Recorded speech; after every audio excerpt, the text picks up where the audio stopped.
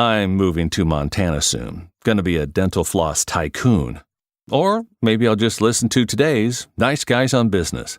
I mean, with the numbers, it's external, and we're marketing, we're sales, everything is trying to make ourselves look as cool as possible, especially on social media. So it's hard to get people off of that. But if you are dealing with people who really want a return on their investment, and you can show them through data, through real results, how to actually do that, those numbers become less important, because eventually what happens if they're just hanging their hats on social media likes or impressions, and they're not getting the return back in their investment, they're going to give up anyway.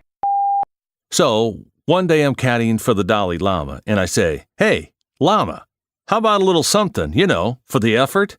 And he says, "There won't be any money, but one day I will introduce you to the Nice Guys on Business." So I got that going for me, which is nice. Need an education on how to grow your business? The Nice Guys are here to help. Learn about great customer service, networking, and how just being nice can help you prosper. Now, here are your hosts, Doug Sandler and Strickland Bonner. Hey, welcome back, Funkin' fans. It's Wednesday, middle of the week. It's hump day. My name is Strickland Bonner. On the other side of the microphone, Mr. Doug Sandler and show producer Anna. Speak up. Hello, Anna. Hello. Hey, Strick. Hey, well, I was just saying Strick. that because I think on our Monday show, Anna was there. I don't think she actually said anything on Monday. No, she totally said something. Anna, did you not even chime in on the interview? I mean, on the intro? I feel like I think I did. I don't think Anna was silent at any point along the way, and I'm never worried that I'm feeling like we're ignoring her. I think that she knows when to chime in at all times. Definitely. Hey, Strick, I've spent the last couple of weeks doing my best at finding as many names that are as tough to pronounce for you in the intros as possible, and that is evidenced by Sherrod Patching, who was on the show on Monday. Thank you for mispronouncing her name right out of the gate. That was good. And then, do you know who's our guest today? Austin LaRoche. What happened to you? Where I'm did you sorry, go? I was a little distracted there for a minute. Hold on. What was that? Strickland is, yeah. Hey, Anna, this happens all the time. So we come together to record our intros and our episodes, the Tuesday, Thursday episodes as well. And so while we're here, it's a couple hours and we do it. And all I ask for is just undivided attention. That's all I was getting a call. I'm actually, which we talked about 2 weeks ago now, I'm actually getting a tattoo today, this afternoon. No way. Yeah. Woo! Anna doesn't even know. I forgot. I'm excited. No. Oh, geez. Okay. And so go ahead. Talk about it, Strick. I'm getting a call from a local number that I didn't recognize, and I thought it might have been them. My appointment is like an hour from now, and so I just wanted to make sure there was no problem. But it turned out it wasn't. Can I tell you Can I tell you the most crazy thing about what you're just saying to me right now? How many stupid fucking emails voicemails do you get on your phone from telemarketing companies now? There is like a no holds bar approach now to my cell phone. I hate it. I probably get 5 calls a day from hi, this is Google. Just wanted to let you know that your number is no longer going to be included in our search. And I'm like, please. Okay, good. Could you stop calling me, please? We're going to give you one more chance. I'm like, don't give me any more chances. I don't care what my insurance rates are or my search results are or anything. Just I leave saw me a number alone. yesterday. They called 3 times within 10 minutes, right? Never did they leave a message, right? And I didn't recognize the number, so I didn't pick it up, right? So I tried to call it back. I'm pretty damn sure it was a telemarketer. And so I was just going to ignore it. But I'm like, you know what? 3 times in 10 minutes and not leaving a message. Right. If it is a telemarketer and they answer, I'm going to give them a piece of my mind, right? I call back and they're like, sorry, this number cannot be connected. I'm like, yeah, it's a fucking telemarketer. Right. Yeah. Well, wait, so they have their call on like block or privacy or something. So then I go through it. Any call that I get that I don't recognize the number and they don't leave a voicemail, if I try to call it back and I get that, I block the number. But the problem is, even when you block the number, they then call from a different number, a different number. Horrible. Like, how do you get around this? How do you stop getting would you like your name put on a do not call list? I'm like, fucking I want it on a do not call list. And I thought there have been more than one time that I thought I'd put my cell phone number on a do not call list, and I constantly am getting calls. Yeah, Anna, does your cell phone ring with telemarketing Yeah, definitely. calls? If I don't have it saved under a name, I'm not going to answer. Like people from South Carolina call me, Illinois, and if I know for sure I don't know anybody from that state, I'm just not going to answer, and I block the number. I don't answer if it is a number from a somebody that's not in my contact list. I do not answer the phone. My mom gets calls at home all the time, and people don't leave messages. And she's like, "How do I get those calls that the people don't leave messages again?" Because she wants me to go through the caller ID thing. I'm like, Mom, if they didn't leave a message and you didn't have their name in your contacts, they're not. It's nobody you know. Well, what if it was important? They would have left you a fucking message. I'm like, come on, please. So, do we have an interview today? Yeah. Austin LaRoche. You were asking me his name as I was distracted on my phone call. Oh, yeah. So I tried as best I could to come up with as many complicated, challenging to pronounce names as possible. So I would like you to. What is his name? I'm going to give you a test. Do you know his name? Austin LaRoche. You got it properly. Yeah? That's good. Yeah, well, Sherrod Patching was Monday's episode, and that was a little bit off. After we went over it 5 times before we started recording, I still screwed it up. Yep.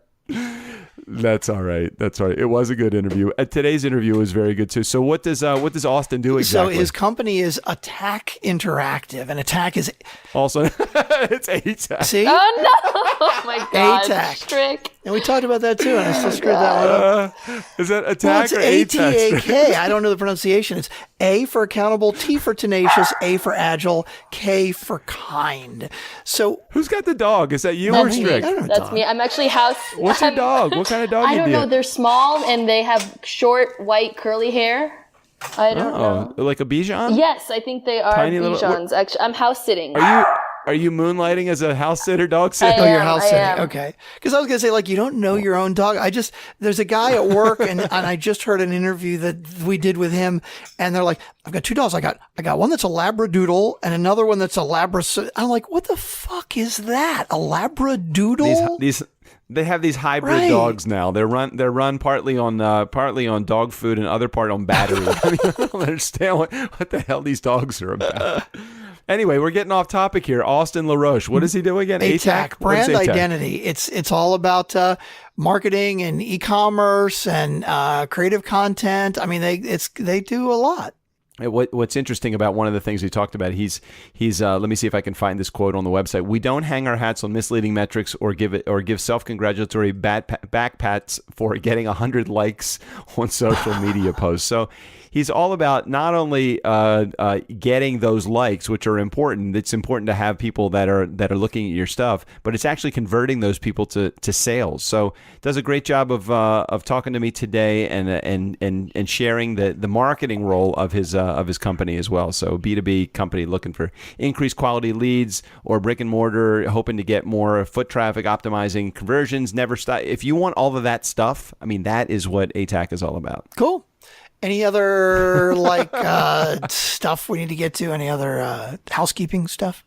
No, if you want to do the housekeeping stuff, I feel like I've beaten up our entire listening audience with the stuff over the last couple of weeks. Why not? You want to? So if you're on Facebook, which of course everybody is, just do a search for Nice Guys Community. We would love to have you join in on the conversation. Patreon.com/Nice Guys. And if you're listening on Overcast, make sure and recommend every single episode. That's it. That's all I got to do.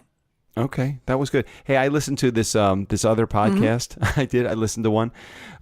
It was this podcast that this guy liked me on or followed me on Twitter. And he's got a show. I can't remember the name of the show, but it's all about MacGyver. Oh, cool. Okay.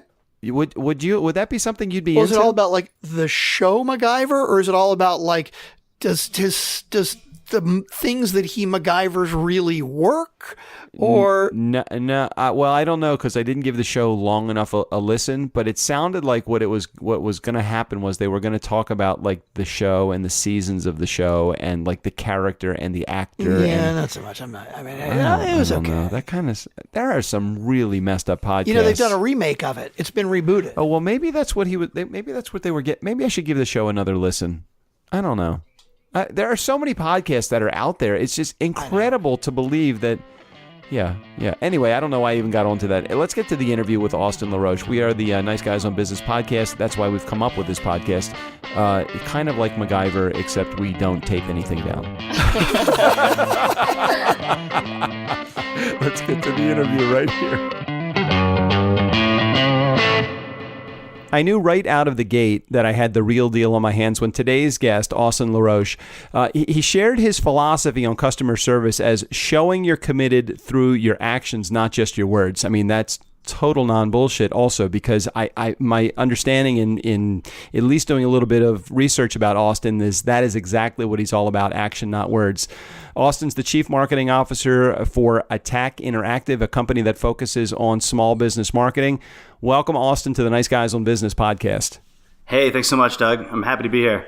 I'm so glad you're here, and I have to immediately get to a comment that you made before I hit to record the record button, and it was something about Strickland. So can you? I wish I had that. I wish I had it recorded the first time through. So I said my co-host Strickland, and you said something like, no, I like Strickland. So can you explain that? Because Strickland is oftentimes the guy that's all out in left field and nobody sees him.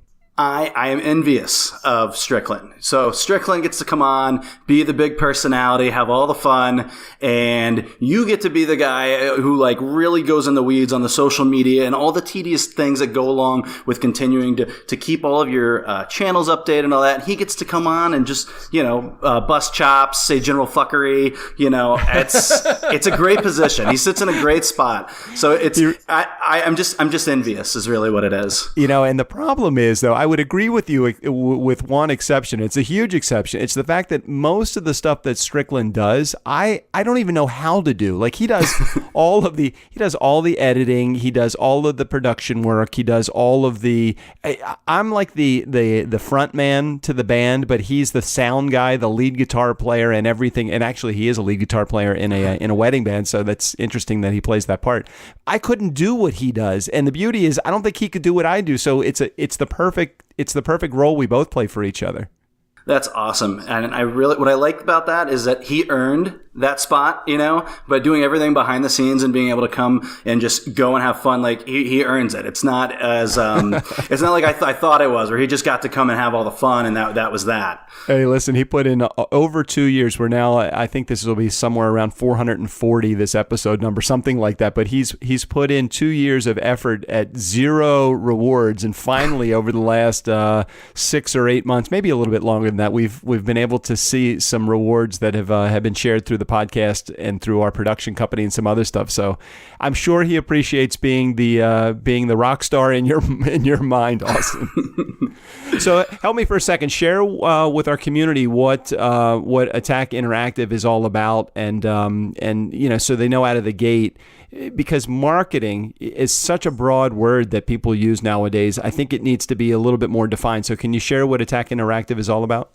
Yeah, absolutely. So Attack is like many digital agencies. We do web development, we do online marketing, and if you broke it down in the services, you could say, we do some SEO, we help with social media, all that good stuff. But really, at the end of the day, what we are is we're very sales driven. So I always tell my clients that we don't hang our hats on false metrics. If you want me to, send 10,000 people to your website tomorrow, I can. They'll be from the Philippines. You won't get any conversions, but we can all feel good about ourselves because we got the 10,000 people there, right?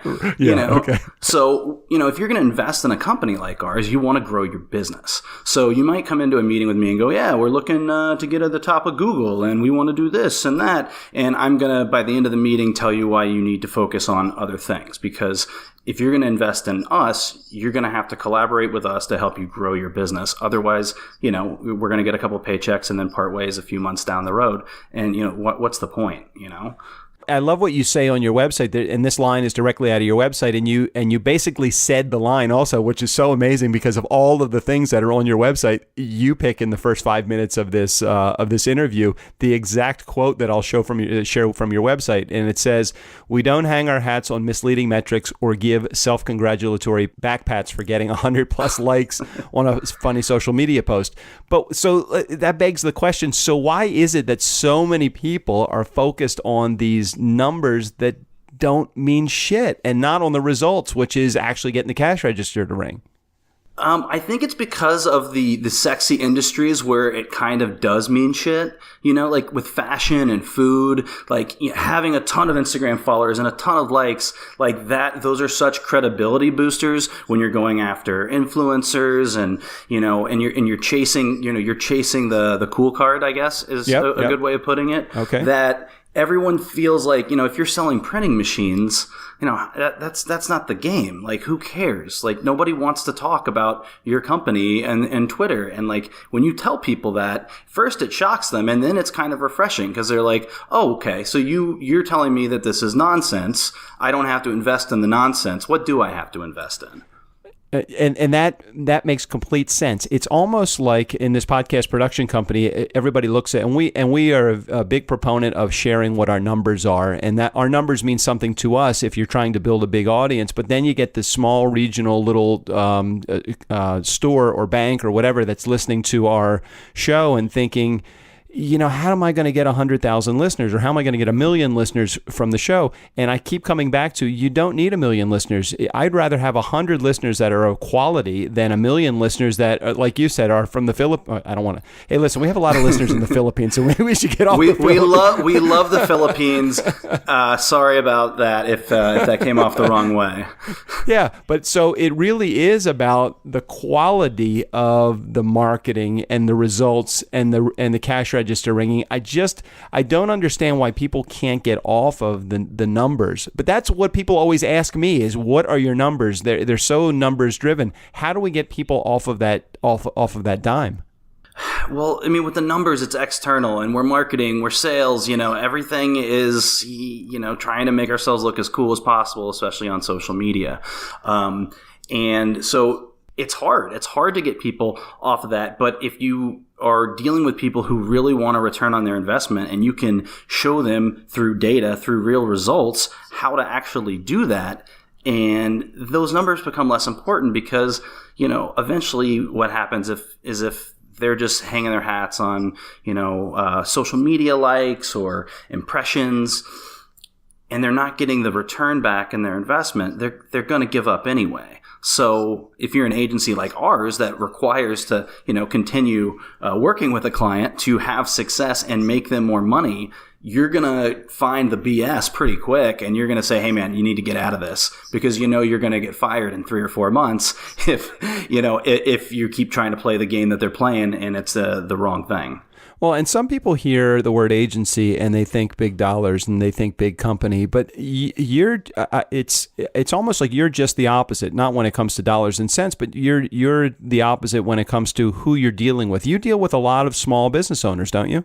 Yeah, a lot of small business, a lot of people who are like, should I hire a marketing guy or should I hire a marketing company? And they want to look in that same price range, for somebody, let's say starting around a $4,000 to $6,000 a month commitment, and then that obviously goes way up from there. But that's kind of where people want to dip their toe in the water, and their mindset is, okay, I've gotten to the point where I've had some success without marketing. What can I do with some marketing? And you've got to convince them that what you can give them at that price point is far more than what one person out of at a school or 2-3 years experience can give them, because they're not going to invest too heavily if they're just getting to the point where they're ready to market. Well, and drop back for a second. How about if you're dealing with somebody that is just trying to decide whether I think you said it successfully right at the beginning of that little juncture right there, as you were talking about. They've had some level of success, and now they're trying to make the determination of whether they're going to bring in somebody that's a marketing guy or hire an outside marketing company. How about the guy that's not even there yet? What can you offer some advice to somebody that is just getting out of the gate or fairly new, has absolutely no idea what they should be spending on marketing or have a marketing budget? How do you determine what your marketing budget should be, and then what are the steps that you have to take to actually put that into play? Well, you first have to understand what a conversion is for you. And, every business is different. But, a lot of times it comes down to three different things. If you're a brick and mortar retail store, your conversion is more people in the store, which is going to lead to more sales. If you're an e-commerce store, it's going to be direct purchases on your website. And if you're a B2B company, it's going to be new leads. So first, understanding what it is that you're looking for, what you want more than anything else. And once you identify that, you need to map out exactly how you want to get there. So, or even just some avenues you want to try. Put 6 different ways that, I want people to come to my website and fill out a contact form. Okay. What are those 6 ways that you're going to get there? How are you going to do it? What are you going to do? And diversify that marketing attack and do a little bit, dip your toe in the water in all of these things, especially advertising and, digital advertising. Sorry, I should clarify. That's all right. Facebook, Google, because that's the most immediate. That's going to be your most immediate return. So figure out what it is, those different avenues, and then invest a little bit in those and let some data start telling you what to do. Okay, don't just go by hunches or your gut or anything like that. We in 2017, there's no reason why we shouldn't be making data-driven decisions. So, invest a little bit in social media advertising, invest in Google advertising, and also, talk with, take a look at one of your friends who's running a business that you like and say, hey, you guys went from nothing to this, and how did you do that? Mm-hmm. What did you do? Who did you work with? And really, really kind of look at all these different growth paths and diversify. And then once you have the data, figure out exactly what that formula is so that you can go all in with that formula. I think oftentimes for a guy like me, a little bit older and not used to how technology exactly works when it comes to marketing, somebody like me, I tend to operate a little bit more from a hunch perspective. So how do you look at the numbers and even know how to interpret that? Because oftentimes I'll get down to it and I'm like, okay, now I've run this Google ad or I've put this Facebook ad into place and it got my phone to ring, but what am I doing wrong? Or it didn't get my phone to ring, or how can I change that? So I don't even know what I don't know. Business comes in because of old school tactics like doing things like building relationships and networking and just developing my entire network based upon relationships. I don't understand how it goes beyond that when it comes to the digital side of things. And that's a great point, because it's not like the old school tactics don't work. It's that you want to use the new school tactics to amplify that. So you build your network out, and then all of a sudden they start seeing you everywhere. They see the Nice Guys podcast everywhere, and they're like, "Dang, like these guys are for real." And they're like, "Oh, I haven't listened to a couple episodes," and they see it in their Facebook feed, and boom, there they go. They're gonna click on it. So it becomes that like reminder. And so when you're trying to evaluate, what the numbers mean and how they're working for you, you really have to set up what that conversion is. And if you have everything properly tracked in Google Analytics and you have it all there, you can see directly from, ad creative to, point of conversion. And so that, and so the more you get into the weeds with that data and the more that you invest in creating the right setup, the easier it is to go, oh, okay, so when I put that ad out to this demographic and we use this creative, tends to work pretty well. And I can tell that because I can look and I can see that it leads to this many subscribers. Now, if the problem with part of what I'm saying is, I'm talking about your website using Google Analytics. So that's an easy way to measure the data. But right. If you've got an Amazon store, there's a lot of data that's not, they keep it a little bit more hidden. I'm not exactly sure how things are on Apple with your with the podcast, but Apple doesn't give you anything. If it wasn't for Libsyn, we wouldn't have any of the analytics. I mean, we know what countries listen to our podcast. We know what states within the United States listen to the podcast. I mean, regionally, we do a lot in our specific region where we are, but then we skip almost the entire center portion of the United States and move right over to the West Coast. So it's almost like we know a little bit more about the demographics than we do about the specific person that is listening to our show. I'd be really interested in figuring out how do, we don't, everything that we've done with our podcast, I mean, almost a million downloads has all been done 100% organically by us. And I always think, man, if we just had a marketing arm behind us, how much bigger and badder our show would actually be.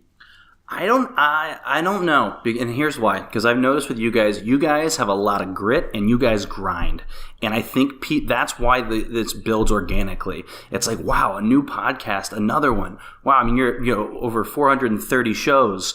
And it's that output. And I think people react to that and are like, wow, these guys are serious. Like, they're not messing around. I'm not going to get into it for 5 episodes. We're like the spaghetti podcast. We throw enough shit against the wall. Some of it sticks. We've gone in a million different directions, and we've actually changed formats a bunch of different times, where the stuff that's within the show, we don't have a formula for what's in the show that we have that is static. I mean, if you listen back to episode 1, episode 100, episode 200 and beyond, the things have changed. The only thing that's remained constant are the fact that it's me, Strick, and Steve O'Brien does the voiceover work. Nothing else has stayed the same. Even some of our closest fans have really only happened in the last year and a half. And we have a show that's 400 and, like I said, about 440 some episodes deep. So we don't know what we're doing right. We just feel like, okay, well, at least we have a system for fuckery, like you said before when you first came on. At least we know that portion of the show, that if there is any constant thing, it's just the irreverence of the show. I think, what did Strick and I call it a couple of episodes ago? It's business fuckery with interrupted by moments of brilliance or something like that. Something like that. Who knows? But we've loved it. I just can't put my finger on what makes it successful in terms of marketing for our show, because it has been all organic.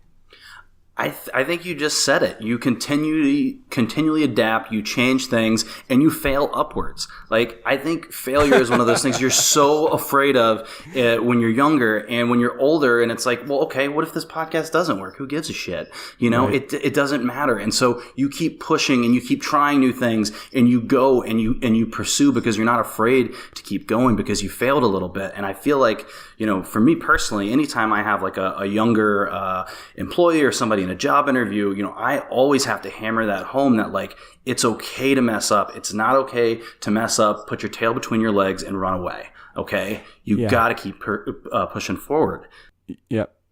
I agree. There was one of the guys that came on our show, and you probably, I'm hoping, or maybe you do know the name, Joe Polizzi. He has a company, and he wrote a book, I think it's Content Marketing or something like that. But anyway, Joe had said when he came on the show, and he was the first guy that actually opened my eyes up to this. He said, don't worry about what your, finding your perfect avatar. When your perfect avatar finds you, they're going to tell you what they want, and that'll be the product that you will build. And that's probably why it's taken us, over 2.5 years now, to figure out the right sweet spot for the products that we're going to offer. We've had enough people say, teach us how to do what you have done with your podcast. And that has now become our main focus with our turnkey podcast company. So it's so true. How do you feel about that way of finding what your sweet spot is when it comes to the products or services that you offer as a company? Yeah, that's kind of what you're always searching for when you're working with a company. They come in and they have, they're looking for their perfect avatar. And if they're going to pay an agency, they want it a lot faster than they could do on their own. But the the challenges are still there, and you're still, trying to find that perfect formula to help them build what they want to build. And so one of the real important things for us is making sure that we're working in a collaboration. You're not looking at me going, I'm paying you, why aren't we growing? Because we got to do this together, because you know your business, you know your industry, and I know all these other tools, and I want to work together, and I want us to make sure that we can build something together, because that success is not going to happen, because we're awesome, or because I just hired like the smartest mind I could get. Like, that's just not how it works. It really has to be a collaboration, and you got to be committed to that. Also, how long have you guys been around? When did you guys start? Attack Interactive started in 2005. My old company was acquired by Attack in 2014, and then I became one of the principals. So you have kind of seen the evolution of technology and how things have completely changed in the marketing space over the last 12 or 13 years. Give me a couple of tools, and we can just start with one. Obviously, we can do one at a time. Give me a tool or two that is essential. We have a lot of entrepreneurs in our listening audience in our Nice Guy community. Give me a tool that you think would be essential for an entrepreneur that's just taking really their first steps on their own when it comes to doing marketing. I would say that if you could sign up for a course in learning Google Analytics, I think that is going to be your first step into really getting into digital marketing and understanding how to set up a system so that you can actually see how to spend your dollars and grow your business the way you want to. There's the old adage from God knows when, where 50% of marketing works. You just don't know what 50% it is, Right, and it's right. like, I've heard that a couple of times. It doesn't. It's not like that anymore, you guys. That's bullshit. Okay, we live in 2017, and you can really set things up and be data driven and really react to what the numbers are telling you. And if you can get that concept in your mind, and you can get away from, because also it's going to take you, it's going to keep you away from, fluffy bullshit artists who think, who are going to try and tell you that they can grow your business doing this or that. If you understand the numbers and you keep, really close to being data driven and understanding this is what I need. This is the amount of people I need to come to my site and make a purchase. This is the amount of leads that I need, and this is the amount of leads that I need to convert after I've made contact for me to really get a return. And you know what those are. Everything else is going to be able to fall into place. You're going to have a lot more success testing different things because you're going to be able to pinpoint what those goals are. If you're just like, we built a new website, we're hoping people like it. You're just that's probably not the right strategy to take in building a website. I would say, based upon what you just said, that probably is not the way to go. And it kind of goes back to something I always joke with, like never confuse hope with a plan. Have a real plan of what you're going to do, and also you have to have the flexibility to pivot whenever you can. I know I hate that word pivot. Maybe that's all right. I get what you mean. Yeah, so maybe I'm about to step in it and I don't realize it because you may have put this down in the notes a little bit later in the Q&A, but how great would it be for a marketing company to have a course on understanding, Google Analytics? Now, I know you have a course coming out. Is that what the course is about, or is it something different? No. That's not an upcoming course that we have, and there's. So, is there one that you could? Is there something that you could recommend? Because I don't mean to put you on the spot. I know we didn't talk about this, but is there something that you think? Yeah, Udemy, Udemy. They have all sorts of videos for everything that you want, and they're pretty cheap, and they run sales all the time. And I have my younger employees all the time. They'll go in and kind of learn a little bit. And it's also an opportunity for freelancers who like to call themselves experts in something to be able to host host a course and have you go through and see exactly follow their lead. So. Very cool. All right, yeah, I've heard it. I always thought it was Udemy, but is it Udemy? I think you're right. I put the emphasis on the wrong syllable. Yeah, I hate the pronunciation thing. Yeah, sorry. I apologize to the fine people at Udemy or Udemy.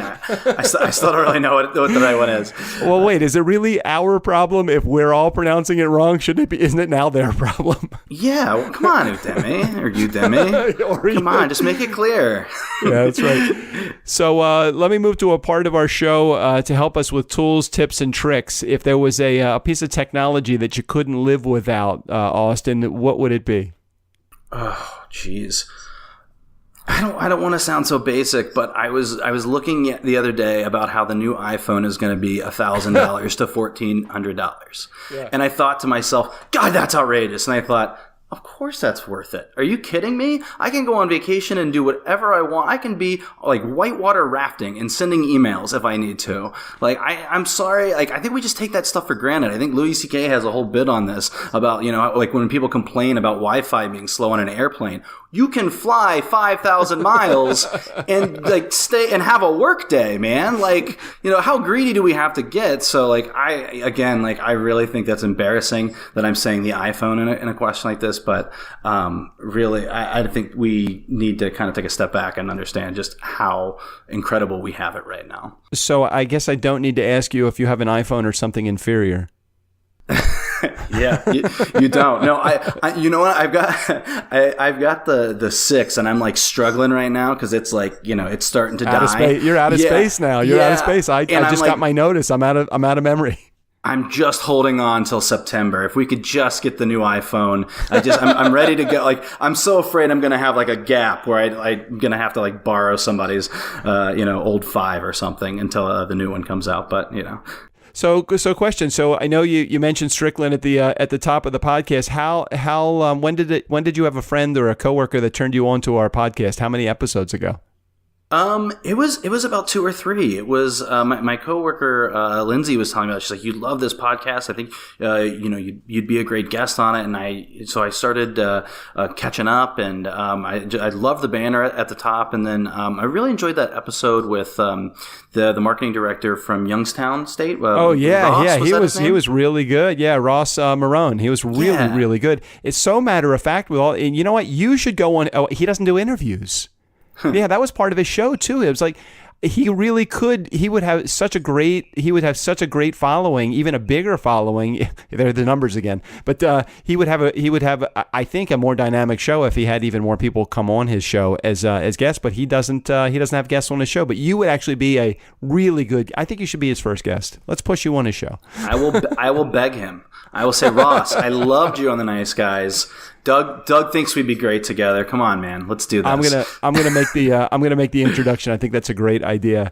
Hey, how about any hacks? Do you have any life hacks, any mind hacks, anything that you do on a regular basis? Meditation or you have to, I don't know, but you can't earn your coffee in the morning until you do 6 cold calls or anything like that.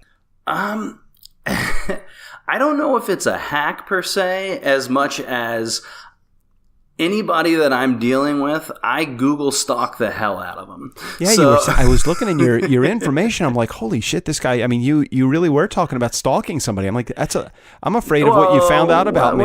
No, Doug, you're clean. But oh no, I'm not.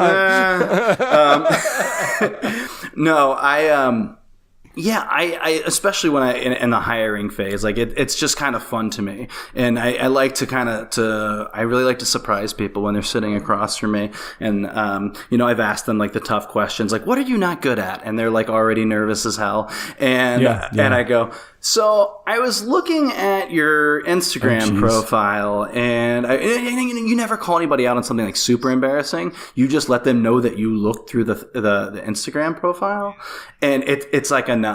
Yeah, automatically in their brain they're going to, what is the worst possible thing I posted on my Instagram account? It's so it's fun. I like having fun with any prospective employee, because when you bring somebody on, I think it's really important for them to understand that you're going to have to be in a very trusting and honest environment. And I feel the same way with clients as well. If you can't sit there and talk about things that you've done in your life or things you're not good at, and you're just gonna be essentially the social media version of yourself, but in real life, like that ain't gonna fly. We're not gonna have a good relationship. But if you can, absolutely, be really honest with people, and I feel like that happens all the time with what we do when we're working with clients. The more times I've told clients about things that we don't do as an agency, we don't do PR. That's not our game. They go, oh, okay, that's refreshing, and the more you get people to they just trust you and they like you more because they know you're a real person. It's funny. We were doing an exercise a few years ago where we were talking about our agency and how we wanted to brand it, and we were redoing the acronym for ATAK, ATAK. And one of the tenets we were on were T. And like, what should that be? We're like, oh, tenacious sounds nice, but thorough also sounds nice. And I ended up going, but we're not thorough. We run like hell and apologize later. We are tenacious. We will make a couple mistakes, but we are gonna get shit done. And that's what we do. That's just the attitude.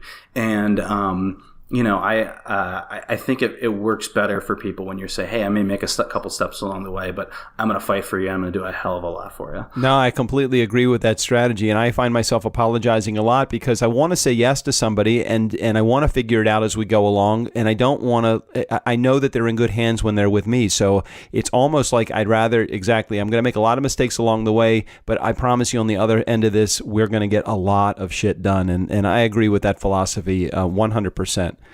Hey, so it sounds like you have a nonprofit called Elevate Adventures that is getting underway. Do you want to chat about that for just a quick second before we wrap? Yes, I'm really excited about this. This is a nonprofit. We're based out of Los Angeles here, and we are going to guide overnight backpacking trips through the national park system for other nonprofits that we partner with. We're really excited. We're going to announce our first trip August 9th. And it's going to be a lot of fun. We're hoping that we can take a lot of different organizations and groups on these backpacking trips through our national park system and really help amplify everything that they're doing. So Strickland, do you hear that? The national parks. I don't know if I know you're too new a listener, Austin, to know about the huge argument that Strickland and I got into about the national park system, but all you need to do is go to my website and just type in the search box national parks. Gosh. You'll come up with the best episode. You know what? I think as a matter of fact, Strickland just reposted that episode as a bonus episode because we hadn't chatted about it in a long time this past Saturday. So just look in the if you subscribe on iTunes or Overcast. Where are you? Oh, iTunes. Oh, of course, iTunes.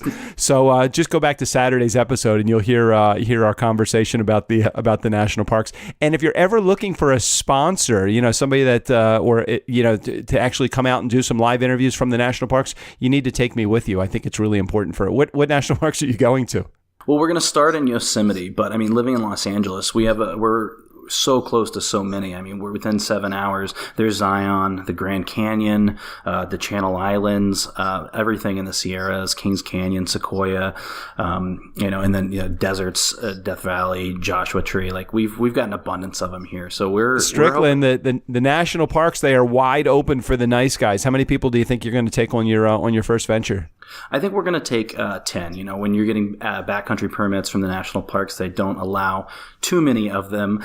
And so we're going to try and do more smaller groups. And I also think we're going to be working with a group that does grief support first off. So I think the setting of about 10 people is going to be a great starter trip. And then next year we'll hopefully go on somewhere between 10 and 20 trips.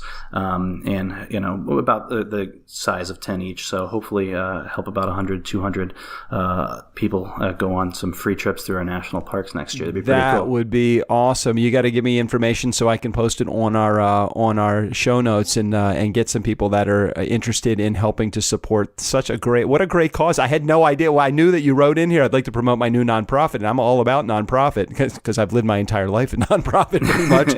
But nonprofit, it's called Elevate Adventures. And when or if you have a website, or I'm assuming you'll have a link for it at some point, you just let me know and we'll put it in our show notes. We're up, man. We are up. ElevateAdventures.org.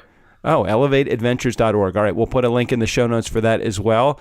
Austin, man, thank you for your conversation today. Really appreciate you being here, and hope you got a lot out of the interview. I love being in the nice guys world, and we're gonna have to bring Strick on next time. Yes, thank you so much for having me and promoting everything that we're doing. No, all good, man. I appreciate you being here. Nice guy community, never underestimate the power of nice. Again, special thanks to Austin LaRoche for being a part of the show. You can check out all of his information in the show notes about ATAK Interactive and his nonprofit, which again was called, Austin, what was it? It was Elevate Ventures. .org. ElevatedVentures.org. All right, man. Steve O'Brien, go ahead and take us out of here. For the Nice Guys on Business, I'm Steve O'Brien. Fill up your week with the nice guys. Side effects may include tingling, numbness, urinary incontinence, the need to watch the Kardashians. If you have an erection for more than 3 hours, call your friends to brag. The Nice Guys on Business is not for everyone. Consult your physician before usage.